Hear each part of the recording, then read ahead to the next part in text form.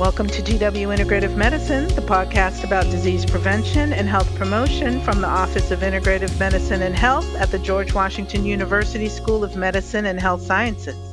I'm Dr. Lee Frame, Director of the Integrative Medicine Programs here at GW. And I'm Janet Rodriguez, the office's Administrative Director. Today we're talking about CBD and skin conditions with Dr. Adam J. Friedman, Professor and Chair of the Department of Dermatology here at GW. He's the founding director of the GW Dermatology Residency Program, Director of Translational Research in the Department of Dermatology, and Director of the Supportive Oncodermatology Program at the GW Cancer Center. Dr. Friedman is the co-chair and medical director of the ODAC Dermatology Aesthetic and Surgical Conference, one of the biggest ones in the country, serves on the editorial board of the Journal of Drugs and Dermatology, hosts the journal's podcast, and is the senior editor of Derm and Review and the chair of the Derm and Review Advisory Council. Welcome to GW Integrative Medicine, Dr. Friedman. Thanks so much for having me. I love that you threw the J in there. That was a nice new touch. Adam J. Friedman. That was great. I love it. Thank you so much for having me. This is going to be fun. Yeah, absolutely. So I guess we'll just get right to it. We've done a couple of episodes about medical cannabis. We've also done one about holistic treatment of skin conditions, where we actually talked about how people are just throwing CBD and things left and right and not necessarily using any science behind it. So we're going to look forward to talking about that. But first, how did you become interested in the endocannabinoid system? So I would say, like any really good science, totally by accident. I can remember clearly, I was sitting in my office and one of my former residents, Dr. Liz Robinson, eagerly and excitedly ran to my office with a edition of the Journal of Investigative Dermatology, which is the top scientific journal in the derm world, to show me a paper she recently published on using a synthetic cannabinoid at the time called agellinic acid, now named lenabasum, and its utility in the preclinical space, meaning in cell lines, for the potential treatment of dermatomyositis. And this was work she had done prior to starting her residency at Penn with Dr. Victoria Worth, who's actually done quite a bit in the derm room world when it comes to cannabinoid manipulation and development. And so I'm looking at this paper, and she's talking about, and of course, like anyone, whether it be physician or consumer, you hear cannabinoid, and already your eyebrow starts to kind of go up. You're like, oh, interesting, really? Mm-hmm. You know, there's that allure to it, which is probably one of the reasons we have some issues with respect to some of those products that you were mentioning. And so I'm reading this paper, and just as she suggested, this synthetic cannabinoid could suppress the production of immune cells from dermatomyositis patients that were pissed off, that were stimulated. It was fascinating. And so I started to dive a little bit deeper. And one of the first things I learned and realized was that cannabinoids are hard to deliver. You know, these are lipophilic molecules, meaning they love fatty environments. And when you think about topical drug delivery, which of course as a dermatologist I'm going to think about, that's very limiting both in the vehicle, you know, the cream or ointment you utilize, but also will it actually get through the skin? Because even if you have your best active ingredient, if it doesn't penetrate the outer layer called the stratum corneum, it's not really going to do a whole lot. And that's where the gears really start turning, because in another life, and probably still this one, I spend some of my time as a nanotechnologist. I do nanotechnology drug development. And really one of the key tenets of nanotechnology is delivering the undeliverables. And so I saw a possible marriage between my own research interests and an area that I immediately knew would be rapidly growing and evolving. And like always, I was right, because it is certainly a fledgling and emerging field in dermatology. So to recap, totally by accident, but I'm very happy it happened. Excellent. Well, we're glad it happened too, because we need someone to tell us about this. So we alluded to CBD in absolutely everything under the sun, really. But if you go to a skincare store now, it seems like it's in almost every product. So what is the real potential of CBD for treating, managing dermatological conditions? Yeah, so you've hit on a kind of big problem that is probably undermining the credibility of the space even further. So when the Farm Bill hit in, I think, 2018, it pretty much said that anything hemp derived, which is from the kind of the root of the plant of the flower, also meaning less than 0.3% THC, that was now legal. And you could put it literally in everything from creams, lotions, potions, elixirs, teas, ice cream. I don't know why you put in ice cream, but you can. So all of a sudden overnight, countless companies came out of nowhere and were putting in everything, saying it could do everything without any science behind it. And they could get away with it because of that allure I mentioned. Because people would see CBD rich or hemp-derived CBD cream for blah, blah, blah, and they would buy it just on the allure alone. And so I think that's really hindered our ability to get, a credible space here. But taking a step back and thinking about what does cannabidiol do for the skin, the answer is potentially a whole lot. So CBD is the best way to kind of put it, it is the plant-derived cannabinoid that will bind to one of two well-described receptacles in the endocannabinoid system. That means our system that right now all three of us are churning out, endocannabinoids for God knows how many reasons. They're binding to the receptors and doing a whole bunch of fun things. But anyway, CBD specifically binds to the CB2 receptor, which is the receptor found on immune organs like the spleen, the thymus, but expressed by probably every immune cell, as well as skin cells and structures deeper in the skin. And simply put, when CBD binds to the CB2 receptor, that is predominantly, once again, expressed in the immune system, it can shut down inflammation. That's probably the simplest way to think about it. To take it a step further, we need to actually dive into a parallel kind of system called the resolvin system. And as the name infers, the resolvin system is involved in the pro-resolution, meaning the complete resolution of inflammation, which is a multifaceted, multi-parallel kind of track. And we have a whole bunch of little resolvin molecules. One is called resolvin, lipoxin, hydrogen disulfide. And these little molecules, when they hit their receptor in this system, they signal for cells, immune cells, to stop leaving the blood vessels and entering organs like the skin. They will tell cells that are angry and chomping away at everything to move to a different type of their immune cell, which is more restorative and regenerative. So a lot of things kind of happen at once when these little molecules bind to the receptors. Now, it turns out that one of the key receptors in the system, called GPR18, which is a G protein coupled receptor, to which cannabinoids can also bind, well, guess what? Cannabinoids can bind to them, like CBD, can bind to this receptor. And they're actually pushing to make GPR18 to be the third true endocannabinoid receptor, even though it wasn't previously described in terms of CB2R, which I mentioned, and the CB1 receptor, which is in the central nervous system. So it's more than just anti-inflammatory, which is what our minds are so focused on, is like blocking a signal, blocking the receiver for that signal. When you activate this pathway utilizing a cannabinoid like CBD, you don't just shut down inflammation, you actually push the immune system in the direction of actually restoring and repairing, which I can't think of any other drug out there that can actually do this. Now, this is all from a biological standpoint. Have we been able to show this in the human system?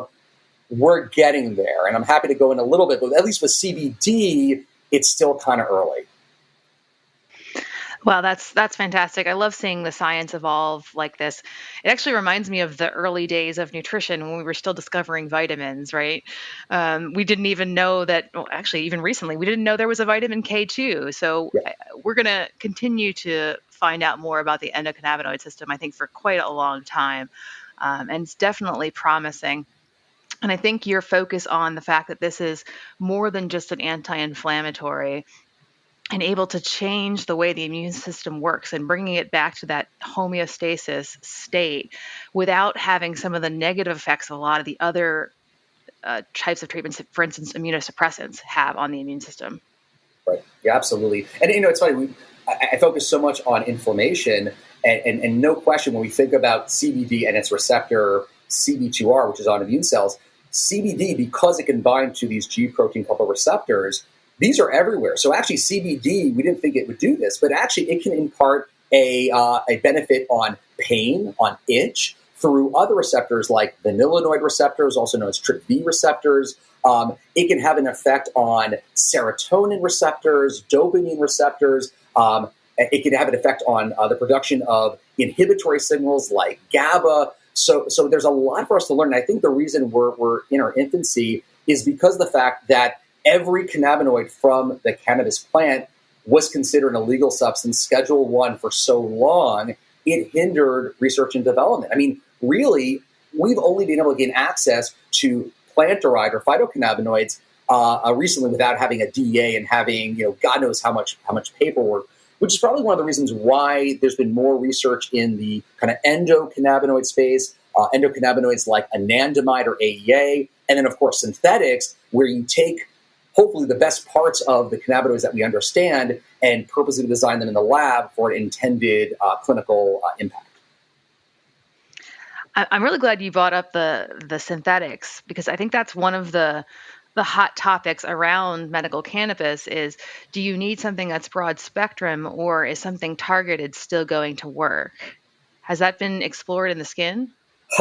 Yeah, that is one of the $1 million questions, because this is not as simple as saying, do I choose CBD or THC? It's, do I combine them, and at what ratios? And, oh, wait, what therapeutic target am I thinking about that will make that meaningful? And that's just two of God knows how many from the plant.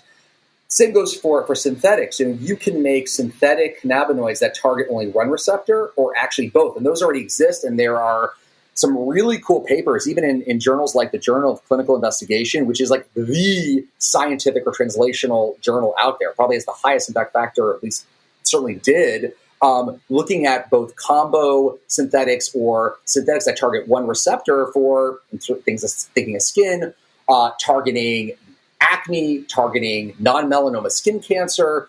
The answer is we don't know. And I know that was a very long-winded way of getting there. We don't know what the best combo is. And I think once again, it goes back to the fact that we haven't been able to really investigate that fully.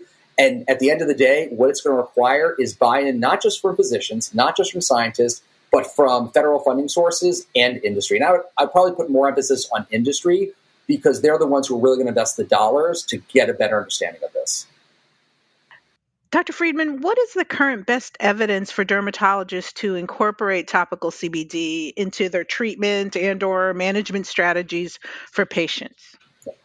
So I think first things first, knowledge is power. And so even having a basic understanding of the endocannabinoid system and what CBD can do if delivered the right way, I think is important. We published a paper, I got to say maybe a couple of years back in the Journal of Drugs and Dermatology, and it was a survey study of roughly maybe 550 dermatologists across the country, asking them about their perceptions and fund of knowledge of cannabinoids in the dermatology space. And I want to say that over 30% of respondents thought that CBD was psychoactive, which it isn't. And an even larger percentage said they weren't sure. And that one data point highlights there's a tremendous gap in understanding and education. And so before you can make a recommendation, you have to kind of know what you're talking about, especially in today's world where our patients are super savvy. They turn to Dr. Google God knows how many times a day, and they bring in when they did come into the office, they'd have printouts and handouts. Google. Oh, Dr. Google is our arch nemesis. I believe went to online medical school and is wanted in multiple states for malpractice suits. So I think, I mentioned knowledge is power. Too much information sometimes is difficult, and finding reputable sources of information can be hard nowadays. And so I think it's important for physicians to be armed with even a basic fund of knowledge when it comes to cannabinoids and what they do and how they function in the body. So that's number one. Number two, so follow the evidence is always our mantra. And even in the last couple of years, we have seen not just that preclinical, that cell line or animal data coming out, but we actually have seen some clinical data emerging, even just in the last couple of months. For example, there were 2 back-to-back small clinical studies published in 2 different dermatology journals using a CBD gel for the treatment of eczema.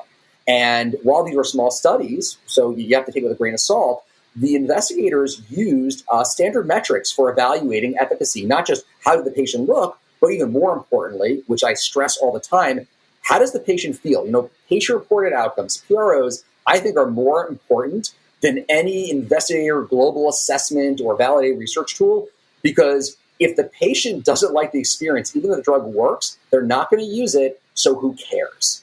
So, excellent point. I give the investigators a lot of credit. They showed a pretty substantial impact on quality of life in both cases. And this was the first time we had studies like this really in the derm literature. And this was the topical formulations. From the systemic world, I mentioned lenabecum, which is a synthetic cannabinoid. There are several clinical pipelines targeting orphan diseases. I mentioned dermatomyositis, which is in a phase 3 study. From there, we get a lot of information about how cannabinoids, especially synthetic cannabinoids in this respect, they can work in the endocannabinoid system and can impact a really disabling chronic autoimmune disease. And that can give us some insight in terms of how to lateralize this for other diseases. So I think we're getting more information, not enough yet to say, use this product over this one for XYZ indication, but we're heading there. I think from a practical standpoint, my advice is making sure someone's not using something that will hurt them, right? Because we have to protect our patients at the end of the day. And so when I get these questions, I say, all right, well, whatever product you're looking at, go to their website if they have a website and try to find their quality assurance statement or their testing statement in terms of what they do to ensure that, A, the amount of CBD in your product is actually the amount that it says, because there was a JAMA paper showing that out of 86 products, close to half of them did not have the amount of CBD in them that were stated on the label. And two, try to get a sense of what, it's such the case. It's nuts. These companies are getting away with marketing murder is the best way to put it. I have never heard that before. Yeah, that's a good one. That was on the fly. That is a GW Integrative Podcast original. You can say there you go. You heard it here first, guys. You heard it here first. I think that you want to get as much information from the company, and it may not be on the website. So if it's not, call the company. And if they won't give you that information, you have your answer there. Now, I can say, and I will give my disclosures here, there are several companies that I've worked with that I know are producing a product that it is what it says it is, and they've actually have some both anecdotal, maybe clinical evidence utilizing their products. There's one company, and please correct me if I can't talk about companies on this podcast, but my conflict is I do support them, but I get no money whatsoever. So I guess there's no financial conflict of interest because that would require some funding. Right. But there's a company called Greenway Therapeutics that has a nanoscaled CBD where they actually crush up the CBD to the nanoscale. So it's not a delivery technology. The CBD itself is at the nanoscale, which then kind of overcomes some limitations of skin penetration, getting through that barrier. And they have some nice anecdotal evidence that their product can be useful for chronic inflammatory diseases like eczema, like irritant contact dermatitis from, for example, washing your hands 500 times a day in the setting of a pandemic. And then going the route of, delivery matters, being someone in the nanotechnology space, I've been able to collaborate with a cannabinoid company based out of California to utilize a nanotechnology platform that I invented to deliver both THC coming out of the dispensary kind of space, but also hemp-derived CBD that's available nationwide. But I'm not going to mention the name of that product for prosperity's sake. But this is more taking ingredients and making them meaningful by purposeful design of how you deliver them. And we have some really nice animal data showing penetration and, of course, how that translates from a clinical perspective. So I think at the end of the day, 3 simple words: show me, the science. It's actually 4 words. Show me the science. So 4 words, not 3 words. My apologies. I'm a doctor. I guess I can't count. But I think that really encompasses the science behind the claims, but also the science behind ensuring that the products are safe and that what's on the label is actually in there. So, Adam, I have a follow-up question for you because I think that probably a fair number of the people in our audience are hesitant about nano products, and maybe some of them actually flat out afraid of things on the nanoscale. Can you speak to that? Oh, I'm so glad you brought this up. So, yeah, there was actually this great New York Times article, I want to say it was like 2009, about the nano scare and the fear of nanomaterials. So let's first define what that is. So nano refers to a size. It refers to a billionth of a meter that is invisible to the naked eye. And why we even care about the nanoscale is because when you shrink a material, let's say take an orange. If you were to shrink an orange down to the nanoscale, as you make it smaller and smaller, the surface of that orange exponentially increases compared to the overall volume, kind of the makeup of that orange. And when you think about surface area to volume ratios, as you increase that surface area and you decrease volume, you actually make the reactivity of that surface greater, which means that it's going to interact with an environment with greater power than something at its bulk scale. And because biology functions at the nanoscale for the most part, DNA, atoms, these are at the nanoscale. If you are employing materials at this level, the likelihood of you getting to your target, interacting with the target, is going to be greater when you're smaller. Think of it this way. If you had a giant dart in a tiny bullseye, you're not going to hit it. If you had a tiny dart in a giant bullseye, you're going to have a greater likelihood of hitting because it's this massive, giant red circle and you're throwing this tiny little dart. So that's the kind of mentality of nanomaterials. Second to that, at the scale, matter behaves differently. Everything we think about matter, whether it be the chemical properties, the visible properties, the physical, optical, all these, they are altered at the nanoscale and they behave very differently. So for those in the audience who have a medical or engineering background, van der Waals forces, which, in med school, they're like, don't worry about these guys. They do nothing. They're very weak. At the nanoscale, they're actually very strong. Something that is rock hard, like a diamond, at the bulk scale, the nanoscale, could be soft like cheese. So knowing this, you can actually manipulate a material at the scale to fit your intended purpose. And that's where kind of meaningful design comes in. Now, from the safety perspective, given you're dealing with material that's at the scale of biology, if you were to take something like, anthrax, and you made it nanoscale, you're going to make it that more deadlier. So it's not an all or none type of thing, that just because something is nano does not mean it's dangerous. It's all about, what it is you're dealing with. And I would also argue to those folks who are concerned, we have all been exposed to nanoparticles forever. If you were to take a silver spoon and put it down on a table in just normal temperature, like a day like today, nanoparticles of silver would spontaneously come off of that spoon, and we would be exposed to them. They're naturally made nanoparticles. So we've been exposed to nanoparticles forever. It's more about what is that nanoparticle made of, what is its shape, what's its charge, and all those things. When we think about really safety in dermatology, what has come up has been the safety of nano sunscreens, which have been around for some time. So these are going to be nanoscaled zinc oxide or titanium dioxide. And the concern that everyone raises is more theoretical, but it's this. If you had nano zinc, and it was able to get through the skin barrier, like I mentioned, and it was taken into a cell, it could create free radicals that could damage DNA and cause harm, which could do a whole bunch of different things. And this is all theoretical. What has been shown time and again, even in living, breathing humans in real time, using really cool technologies like confocal Raman spectroscopy, that nanoscaled zinc and titanium that are commercially available do not penetrate the skin. They stay on the top layer, even in diseased skin. And it's so much so that in Europe, they have said uniformly that, one, you have to label their nanomaterials in your sunscreen, but they are generally regarded as safe unless they're in a spray sunscreen, which you could possibly inhale, and we just don't know the safety of it. So I think we've actually have answered through science the question that nanoscale sunscreens are actually safe and probably more effective, because by making a zinc or titanium at the nanoscale, it does not scatter visible light as much. And so that bright white we all remember from that lifeguard with that bright white nose, you're not going to see that bright white color. And so the cosmesis of sunscreens are better. That means people will wear them more frequently. And the best sunscreen is one you will reapply throughout the day. So I think actually nanoscale sunscreens will enhance our ability to prevent skin cancer and accelerate skin aging, and are actually very safe. I hope that answered the question. Yeah, that's exactly what I was getting at. So thank you so much for that. Related to that, what other types of research are we either awaiting, or what's the latest research out there on the endocannabinoid system and CBD right now? Yeah, so I kind of mentioned there are a bunch of companies that have taken interest, and there are several clinical pipelines going after eczema, acne, rosacea.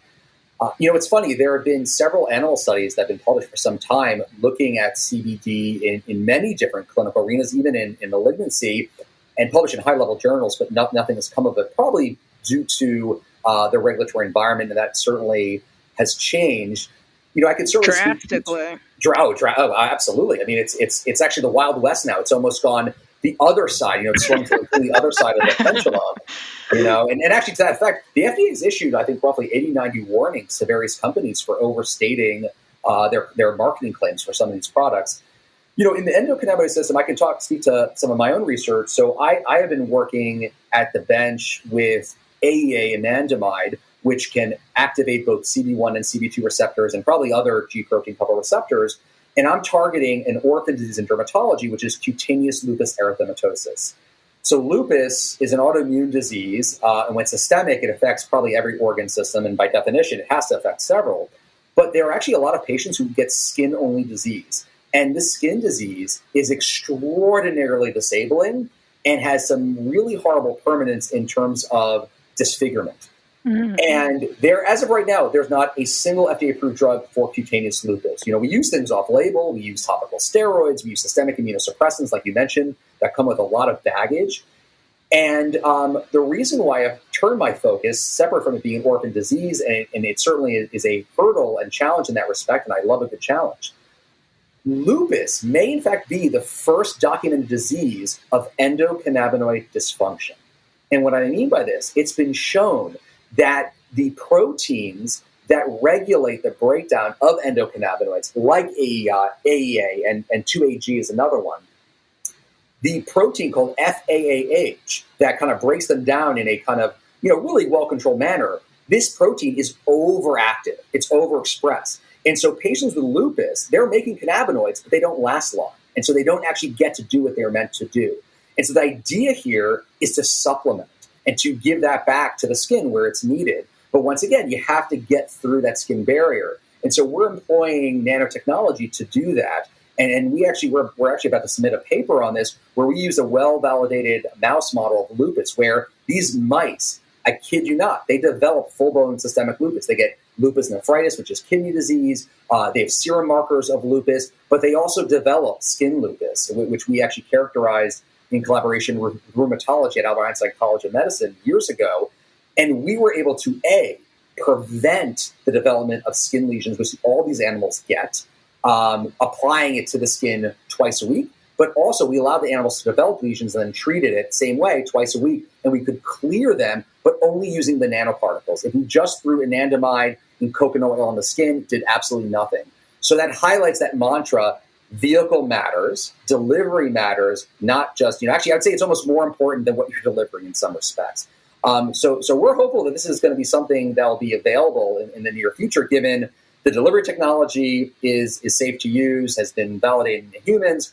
Anandamide is derived from arachidonic acid, and we make it. We're all making it right now. So that's kind of one small piece of the overall cannabinoid puzzle. But I would say, and I hope people are excited about this, this is a buzzing area. I think there's a lot going on, not just in dermatology. I think there's stuff going on probably in every field. And I would say stay tuned because it's coming fast.